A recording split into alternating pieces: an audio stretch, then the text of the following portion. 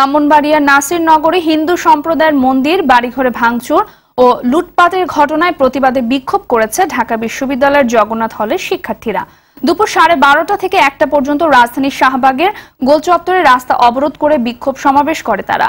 এ সময় শাহবাগকে ঘিরে 4 রাস্তায় তীব্র যানজট তৈরি হয়। সমাবেশে বক্তারা বলেন, সরকার মন্ত্রীরা বারবার দেশকে অসাম্প্রদায়িক বললেও নাসিরনগরের ঘটনা তা প্রমাণ দেয় না। হিন্দু সম্প্রদায় নিয়ে মৎস্য ও প্রাণী সম্পদ মন্ত্রীর বক্তব্যের সমালোচনাও করেন তারা। এখন পর্যন্ত প্রধানমন্ত্রী কোনো কথা বললেন না। মানে আমরা বাংলাদেশের হিন্দুরা কি মানুষ না, নাকি আমাদের কোনো নাগরিক অধিকার নেই? আমরা অস্তিত্ব সংকটে পড়েছি। যে কোনো ইস্যু, যে কোনো কারণ নিয়ে আমাদের হিন্দুদের উপর নির্যাতন করা হয়।